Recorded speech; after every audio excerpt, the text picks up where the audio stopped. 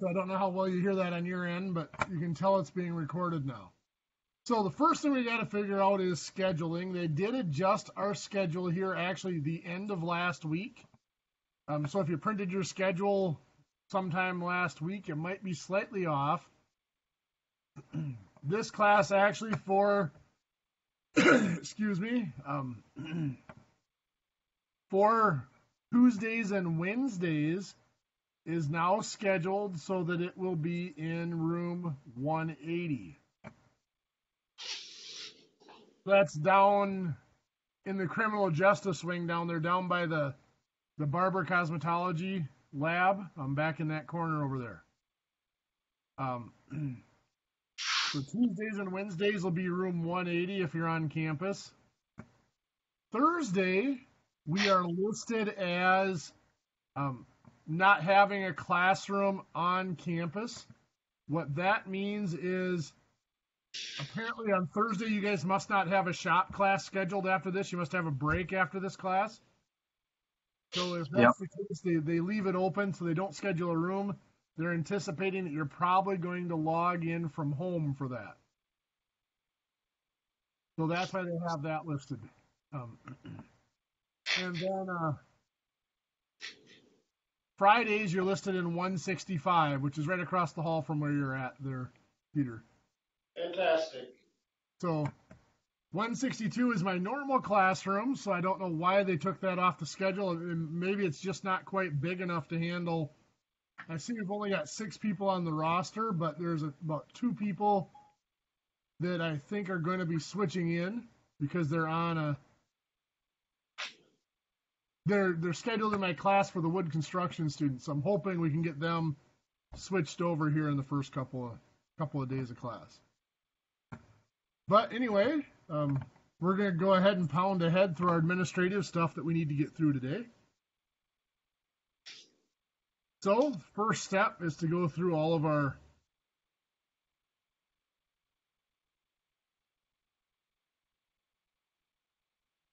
policies and junk. Have both of you been in Blackboard? Yeah. Just a little bit, but yes. Okay, good. So from our main website, you can either click on Blackboard or just My Campus. I usually go through My Campus just because that gives me my links to email and everything else. Then click on Blackboard.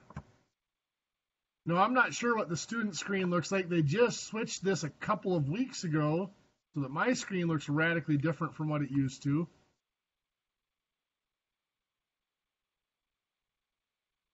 But it'll look something like this.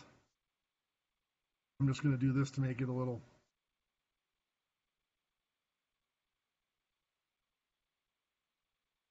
Wait. My view changed on me. Oh well. So we have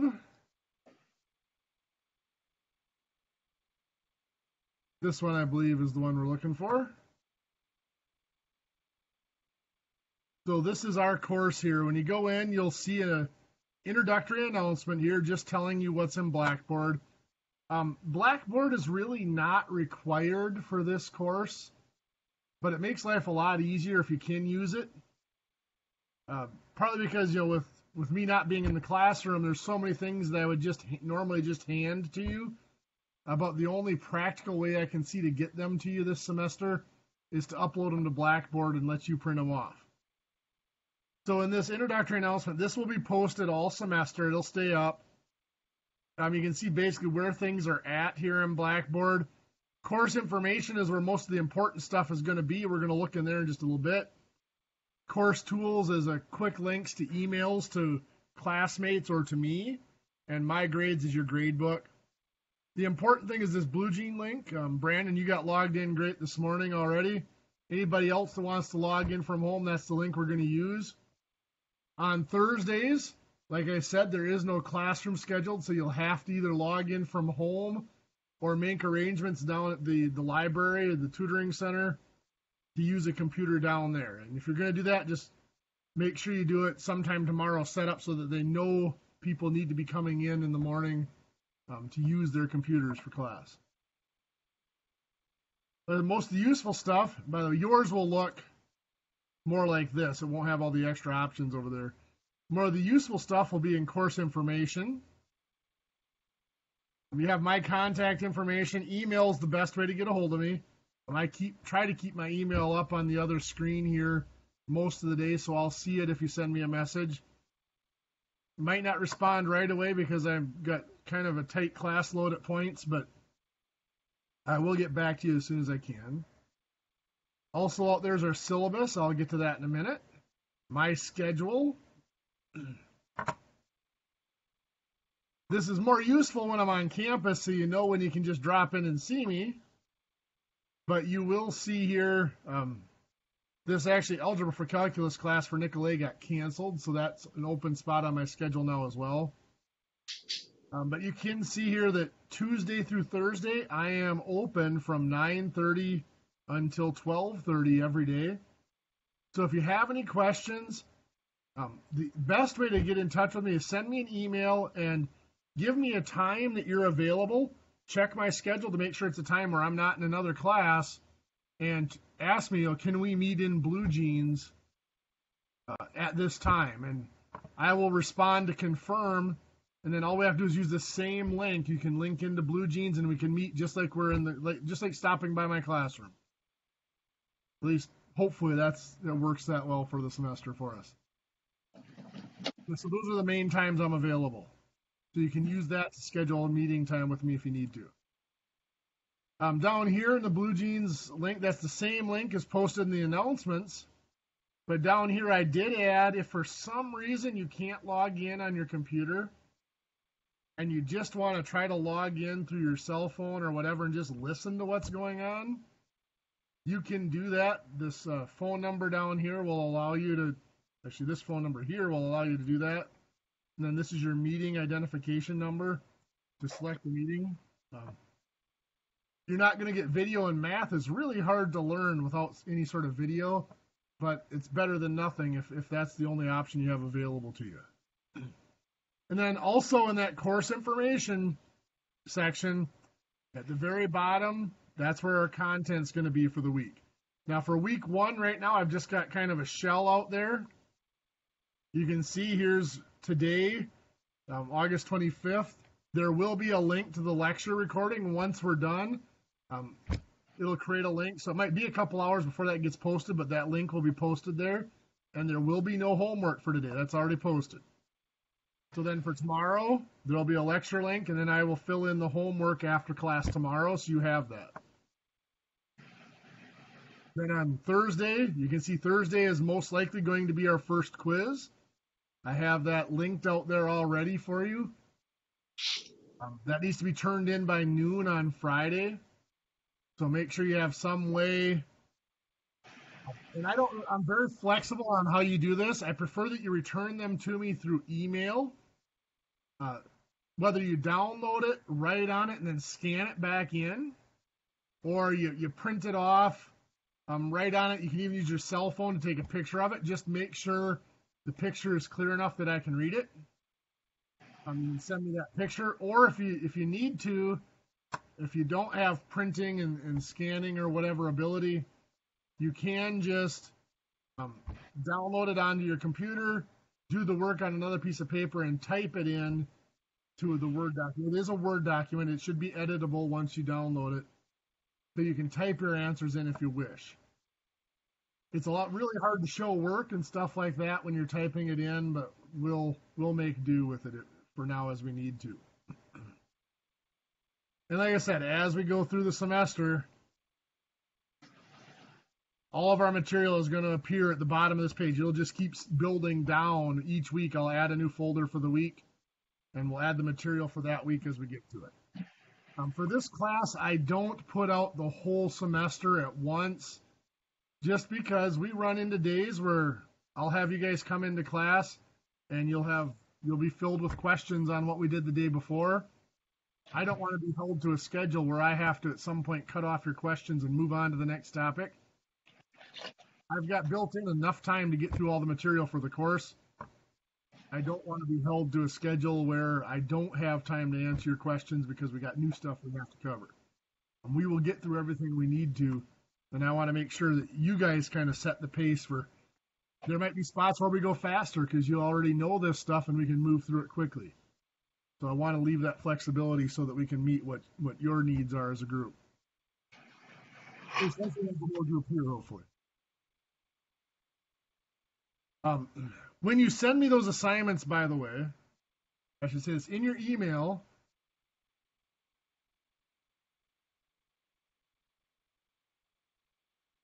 When you submit a quiz or a test,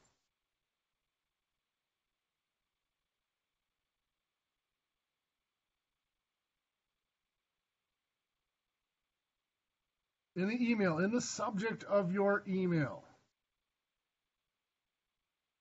give me your program. So just do a CNC. So that tells me what class you're in. I have 2 applied technical math courses. One's for CNC, one's for Woods. It's just way easier if you tell me what program so that I know exactly what answer key to use and what you're doing. And also tell me that it's a quiz or a test.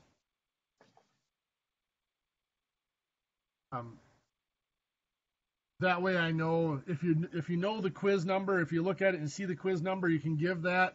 Or you just, as long as you just tell me it's a quiz, that's fine.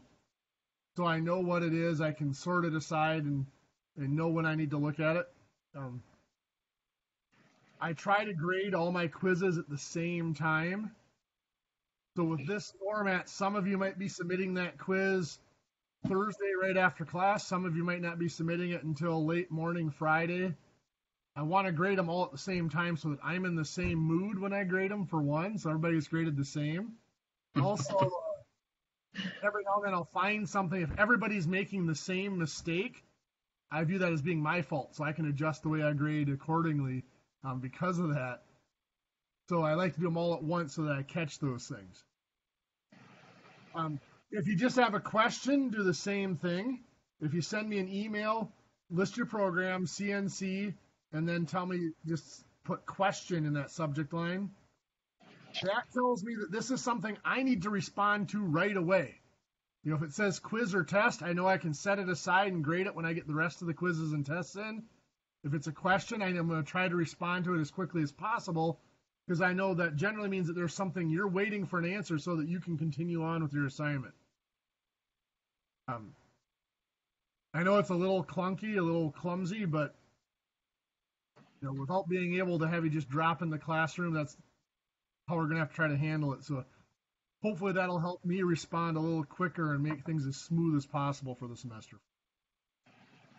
I have students all the time that just send me a message, hey, what's our assignment for today? Well, at this point in the semester, I don't know names yet, so I don't even know what class you're in. So that helps me out a little bit. And I do apologize. It's going to take me forever to learn names. I'm getting slower with age at learning names anyway. But with the cameras like this at the distance, I don't get a good look at your faces. And when everybody's in the room, most of you are going to be wearing masks, which makes it even harder to do. So I apologize if I'm slow at getting your names. I will do my best as we move on here. Okay, so back to this here. Let's get out the syllabus quick.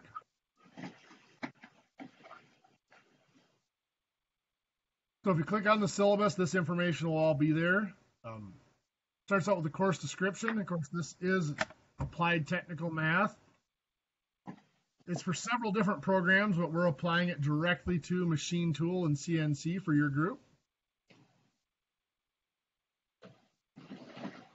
You guys are here, so I don't need to go over the schedule. We went over that a little bit earlier. Like I said, Tuesdays and Wednesdays will be room 180 on campus.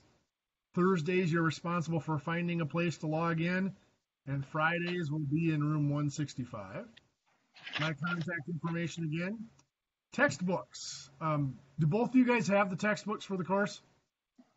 I've got to pick up mine this morning. So there are 2 textbooks for the class. One is Introductory Text Math. That's the one, Brandon, the big one. And then there's the small one, Practical Problems for Industrial Technology. Perfect. Those are the 2. Good deal. So make sure you have both of those. For those of you that are enrolled in the other section are going to need to be switching over, hopefully we'll get you switched over. The biggest difference is going to be that small book. You will need to switch that small book out, because if you're in the other section, they probably tried to sell you a math for carpentry, and you won't be needing that one for this program. Okay, so other supplies, a scientific calculator is highly recommended. It's not required, but highly recommended because, well, I don't know if you'd make it through this course without. Maybe the fall course you'd make it through, but the spring course I would see being almost impossible. This course it's a second course, but there's a continuation, a second semester in the spring that follows up on this course. If you don't have one, the one I generally recommend is a TI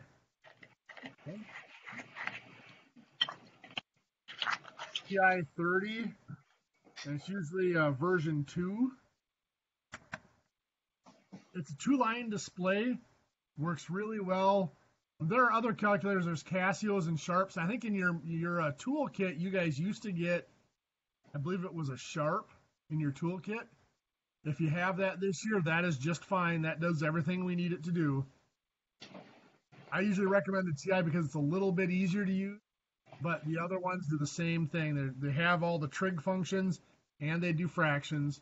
So we'll figure out, as we go through each topic, I'll try to take some time to help you learn how to use the calculators for those topics as well. This is our list of topics for the course. If you are looking at this list of topics and thinking, I have done all of this before, I'm going to be bored out of my mind in the class. There are some options. One of them is there's a test out procedure. That test out, it costs $50 to attempt the test out.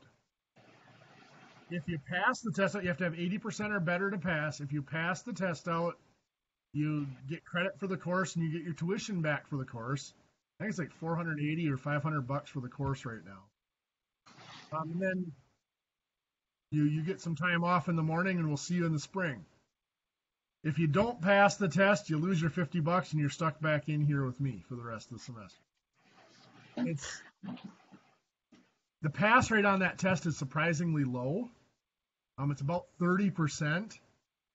So the main reason for that is people look at those topics and think, I've had all that before. They jump into the test out without preparing. Then they realize that maybe they've had it before, but they don't remember exactly how to do it. So if that's something you're considering, come talk to me and I can show you some sample problems or whatever, help you decide if you're really ready for it or what you need to study for it. Test outs have to be completed by the end of the first week of class. So that would be by the end of this week, you would have to do that test out if you're going to do it. Now, with that said, you look at this list, fractions, decimals, conversions. It does seem like a pretty basic list of topics at the beginning, but it gets pretty difficult too. Solving equations, actually systems of equations, graphing, manipulating formulas. We're going to do a lot of areas and volumes as our applications of formulas in here. It gets pretty complex, and also it's applied to actual problem solving and technical applications. Along with that, I found through the years that many of the struggles students have with the higher level concepts in the algebra come from not really understanding what's really going on with the decimals and the fractions and the whole numbers. So the first couple of weeks here, we're going to be pretty basic, not trying to insult your intelligence, but stick with me. Hopefully it builds and it helps you understand the more difficult stuff when we get there. Grading. So with this virtual format like this, homework is almost impossible to grade.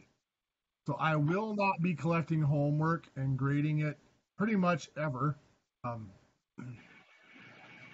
going to just trust that you're doing the homework. If you are showing up for class, that's going to count as your homework and participation for the semester. Most classes, there will be a short time at the end of class to give you time to start your homework. As long as you're working on it during that time, you're going to get credit. When it comes to homework, by the way, a lot of times I will give a longer assignment. If you do the first couple problems and they seem pretty simple to you, please feel free to skip ahead. I don't expect you to waste your time doing busy work on stuff you already know. As long as you do some of the more difficult problems, the word problems especially, and you're comfortable, you're reasonably assured that you know how to do it, and you're ready for a quiz, I'm okay with that. The biggest thing is don't just look at it and say, I know how to do it and not do any of it, because a lot of times it's something you've seen, and like I said, it looks familiar, but when you go to do it, it might be more difficult than you think.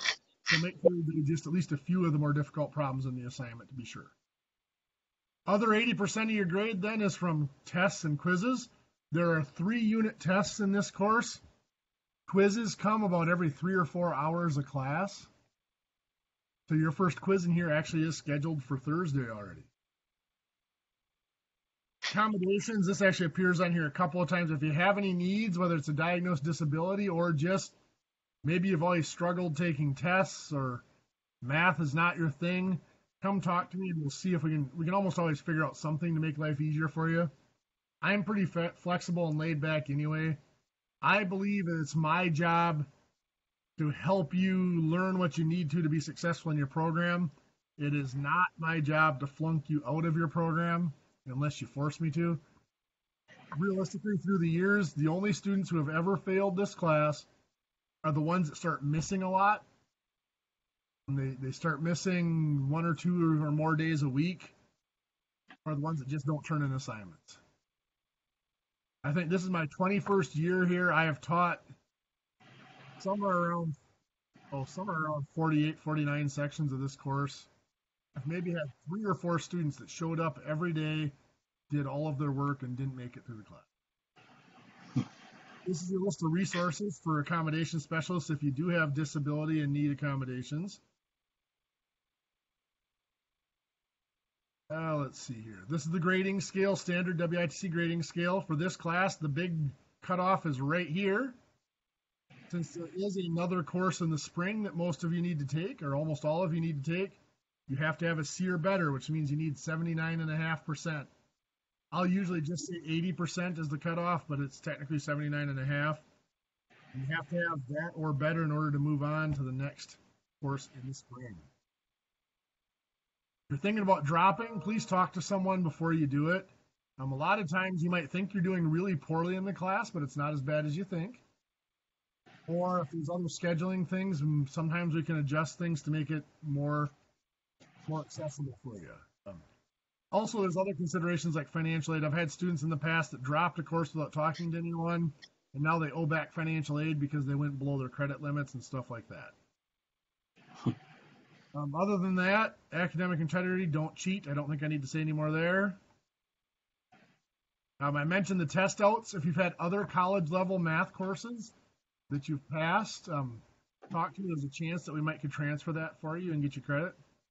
And then the podcasts and videos, as I mentioned, classes are recorded. They are posted publicly. They are not restricted links or anything like that.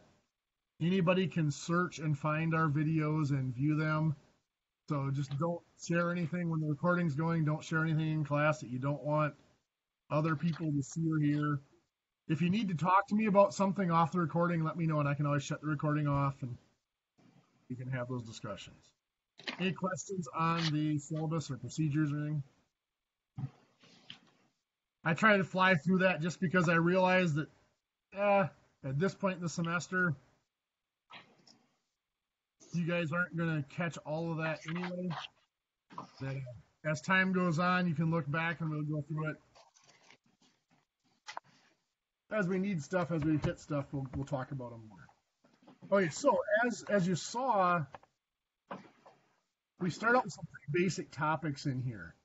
And I mentioned that part of the reason we do that is because a lot of people don't truly understand all the little intricacies of the basics. The reason for that is we've been taught how most of our life, how to do math, but we've never been really taught why we do it that way.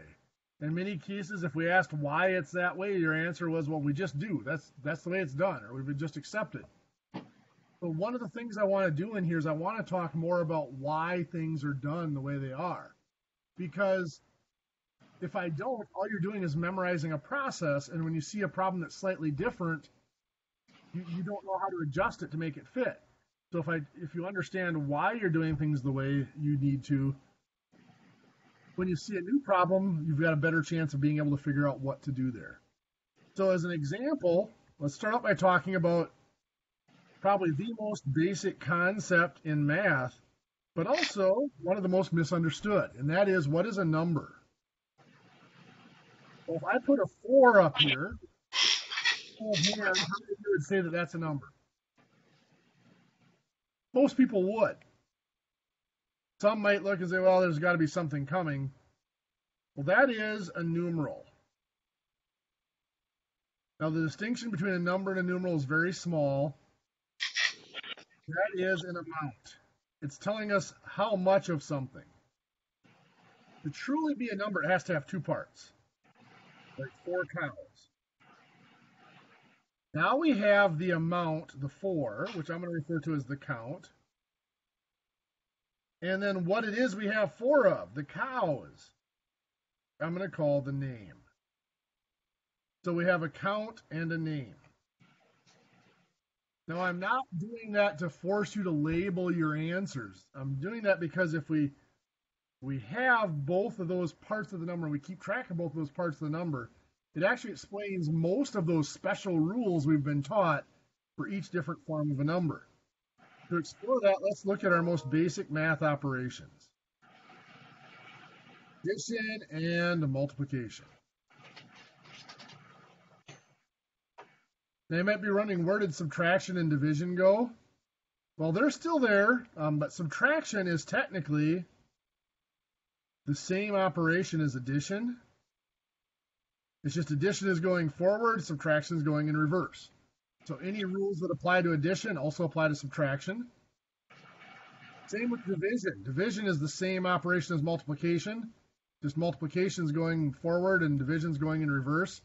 So any rules that apply to multiplication will also apply to division. So let's look at a simple addition problem. Let's do 4 inches plus 7 inches. What do we get as an answer? 11 inches. Good. Maybe not terribly interesting yet, but let's look at what happened with our count and our name. Our counts, we've got 4 and 7, became 11. We combined the counts. Here we're adding, so we combined them with addition.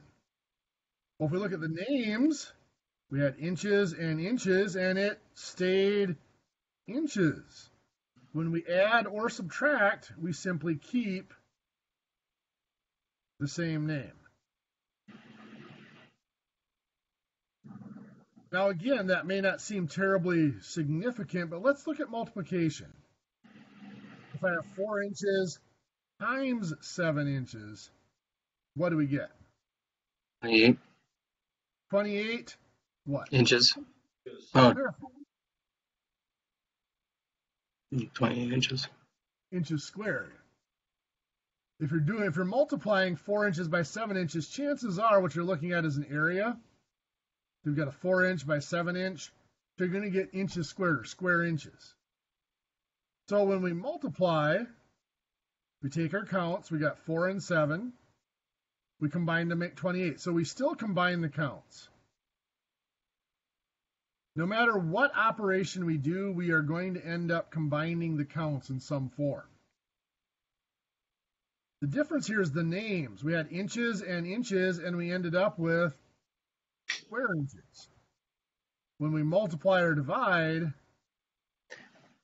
also we combine the names. Now again, this may not seem like a big deal, but it really is. All of those special rules we've learned for different forms of numbers come from this. In fact, this even dictates what numbers we can use in each operation. For example, if I have 3 cows plus 5 boys, does that give us 8 cowboys? That doesn't work that way, does it? Or if I do it the other direction, 5 boys plus 3 cows. Boy counts. 8 boy cows.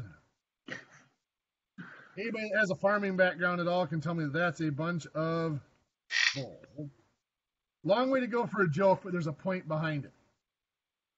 I'm a math teacher, by the way, which means I'm required to have a stupid sense of humor. You'll get used to it.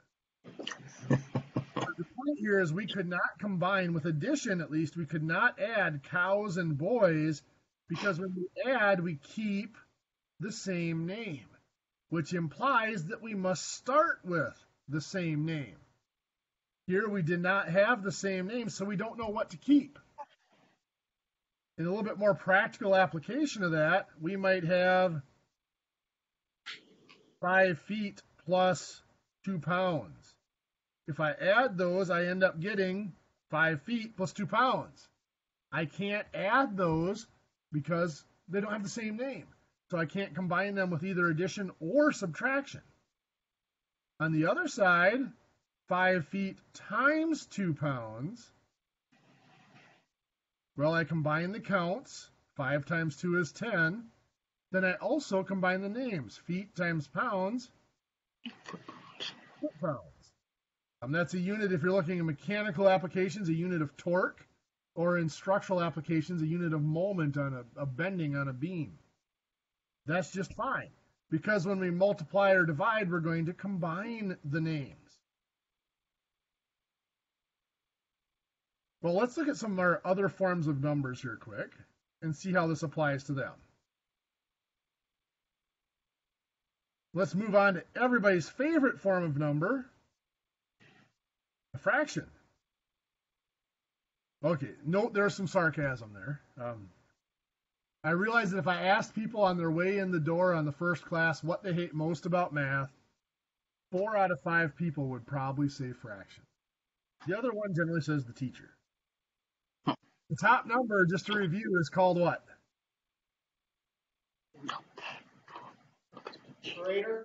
Numerator, there we go. Oh, denominator. And the denominator, perfect. You saw me pause there. I am a terrible speller, so a lot of times I get halfway through the word and forget how to spell it. If anything ever appears up here that you can't read, I promise you it was intended to be in English, but I either butchered the spelling or my handwriting just got sloppy. Please don't ever be afraid to ask me what something says. So, numerator. To numerate, actually they're doing it this year for the census. They're going out to numerate the population. That means they're trying to count. Denominator. Well, we have different denominations of money, different denominations of groups, of organizations. To denominate means to classify or give a name. So a denominator is just a name. So when we look at a fraction, we have a count and a name, just like having 4 feet, 4 cows, or anything like that. Most people look at a fraction and they see 2 numbers. It's not. It's one number with 2 parts, just like any other number does. So if I go to add, let's say I have 2/7 plus 3/7. Back in about 3rd or 4th grade, when we first started working with fractions, that 3rd grade teacher told us before you can add or subtract fractions, you must have what? A denominator. Common denominator. Common denominator. That is not a special rule for fractions. Anytime we add numbers, because we're going to keep the name, we have to start with the same name. With fractions, that's a common denominator. Well, that same teacher told us that when you add fractions, you combine the numerators, 2 plus 3 is 5, and you keep the common denominator. Again, that's nothing new for fractions. Anytime you add numbers, you combine the counts and you keep the same name. If I had 3/5 plus 1/4, I cannot combine those the way they're written because they have different names.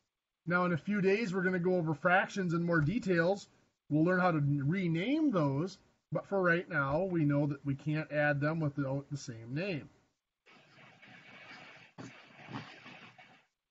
For multiplying, how were we taught? How did that 3rd grade teacher teach us to multiply fractions?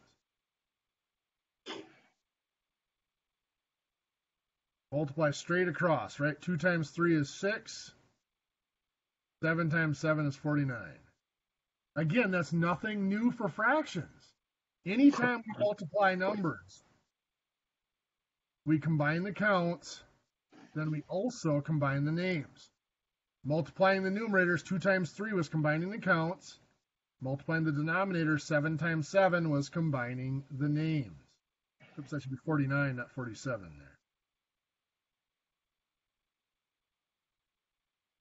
So for our 3/5 and 1/4, if I had 3/5 times 1/4,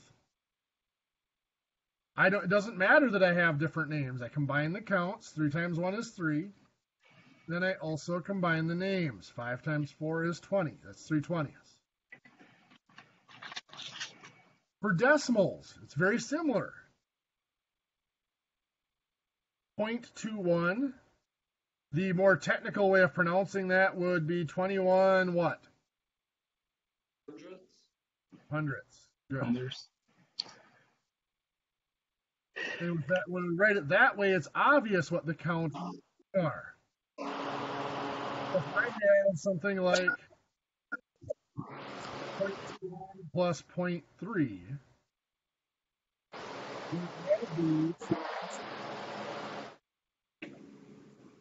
0.21 plus 0.3, is that going to work the way I have it written? No, it's not. We've been taught you have to line up the decimal point. Well, why? Because we said this is 21 hundredths. This is 3/10. They have different names. Technically, we can just add a 0, and that now becomes 30 hundredths. And now the decimal points would automatically line up. We would have 0.21 plus 0.30. So lining up the decimal points is not a special rule for decimals. It is just making sure they have the same name. 21 and 30 make 51. We've been taught you just bring the decimal point straight down. Again, not a special rule for decimals. When we add or subtract numbers, we keep the same name. 21 hundredths plus 30 hundredths better be 51 hundredths. Bringing the decimal point straight down is just keeping the same name. When I multiply, I do not need to line up the decimal point because when we multiply or divide, we don't need the same name. 21 times 3 is 63. Where does my decimal point go?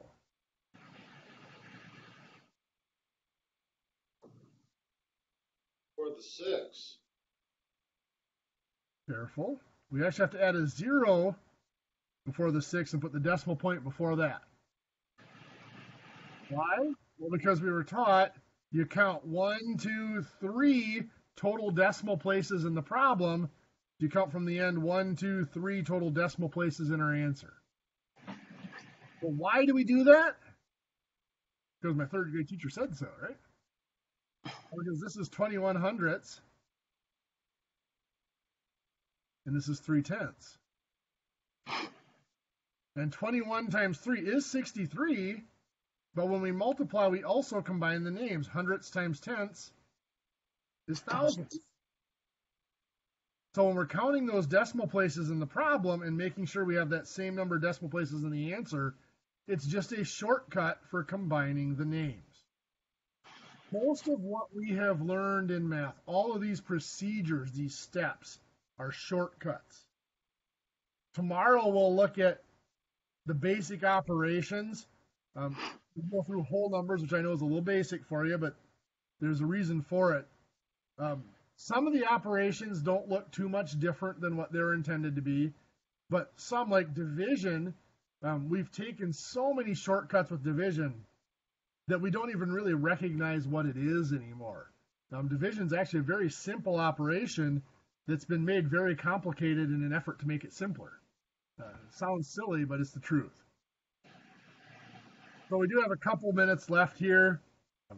I'll show you just a little bit of a foreshadow here. We might have something like this, 4x. That's an algebraic number. A lot of people get nervous when we mix our variables with our numbers, but it's really just one number with two parts. We have a count, we have 4, and we have a name of x. So this is going to act just like 4 inches or 4 cows. 4x plus 9x. We combine the counts. 4 plus 9 is 13. And we keep the same name of x. If I had 5x plus 2y, I get 5x plus 2y. I can't combine those with addition or subtraction because they have different names. On the other side, if I had 4x times 9x, just like when we did inches times inches, we combine the counts. 4 times 9 is 36. But we also combine the names. X times x is x squared. Just like inches times inches became inches squared. If I have 5x times 2y, it doesn't matter that they're different. I don't need the same name to multiply and divide. Next one. Yep, there you go. I combine the counts. 5 times 2 is 10. Then I also combine the names. X times y, just like feet times pounds became foot pounds, x times y becomes xy. Okay, there's only about 30 seconds left. So for today, there is no homework. We'll let you off easy for the first hour. Tomorrow, like I said, if you're in the building, it'll be room 180 tomorrow. Otherwise, we'll see you online. Have a great day.